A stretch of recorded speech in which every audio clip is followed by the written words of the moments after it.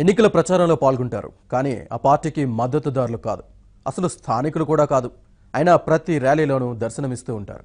ఆ పార్టీ అభ్యర్థులపై నిఘా వేసి ప్రత్యర్థులకు సమాచారం ఇవ్వడమే వారి పని.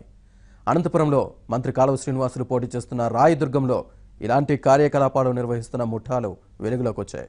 ప్రచారంలో తనకు ముప్పు ఉందని ఎన్నికల సంఘానికి మంత్రి కాలువ ఫిర్యాదు చేయడంతో ప్రత్యేకంగా దృష్టి సారించిన పోలీసులు 21 మందిని అదుపులోకి తీసుకున్నారు.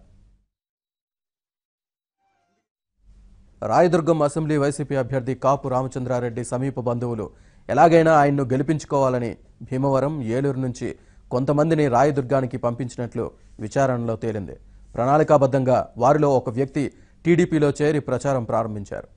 టీడీపీ అభ్యర్థి కాలువ శ్రీనివాసులు కదలికలను ఎప్పటికప్పుడు తన బ్యాచ్తో పాటు వైసీపీ అభ్యర్థి కాపు రామచంద్రారెడ్డికి చేరవేయటం ప్రధాన పనిగా ఎంచుకున్నాడు.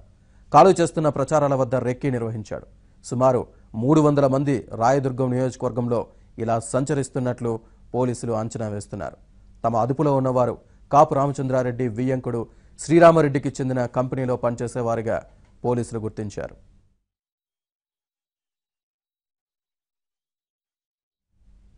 జిల్లాలోని రాప్తాడులోనూ ఇదే సీన్ ఉన్నట్లు తెలుస్తోంది. నేరాల్లో పేరు మోసిన కర్ణాటక బ్యాచ్ని వైసీపీ నాయకులు రాప్తాడు నియోజకవర్గంలో కూడా రంగంలోకి దించినట్లు సమాచారం. టీడీపీ అభ్యర్థి పరిటాల శ్రీరామ్ ప్రచార దూకుడును తగ్గించే చర్యలకు వారు పాల్పడుతున్నారు. శ్రీరామ్ కదలికలపై నిఘా వేసి రెక్కీ కూడా నిర్వహించినట్టు తెలుస్తోంది. 3 రోజుల క్రితం ధర్మవరం రూరల్ మండలంలో వైసీపీ అభ్యర్థి తోపుదుర్తి ప్రకాష్ రెడ్డి సమీప బంధువుతో పాటు మరో 9 మందిపై పోలీసులు కేసు నమోదు చేశారు. ధర్మవరం రూరల్ పోలీస్ స్టేషన్ పరిధిలోని సిసి కొత్తకోట వద్ద చేస్తున్న తనిఖీలో 2 వాహనాలను, వెదురు కర్రలను స్వాధీనం చేసుకున్నారు. రాప్తాడు నియోజకవర్గంలోని అన్ని మండలాల్లోనూ కర్ణాటక బ్యాచ్ సంచరిస్తూ టీడీపీ ఓటర్లను మభ్యపెట్టడంతో పాటు కుట్రలకు పాల్పడుతున్నట్లు సమాచారం. ఇదిలా ఉండగా ఎన్ఆర్ఐలు, సాఫ్ట్వేర్ ఇంజనీర్లు కూడా వైసీపీ అభ్యర్థుల విజయం కోసం జిల్లాలో అన్ని నియోజకవర్గాల్లో ప్రచారం చేస్తున్నారు. మైండ్ గేమ్కు పాల్పడుతూ సోషల్ మీడియా ద్వారా ఓటర్లను ప్రభావితం చేసేలా పోస్టింగ్లు పెడుతున్నారు.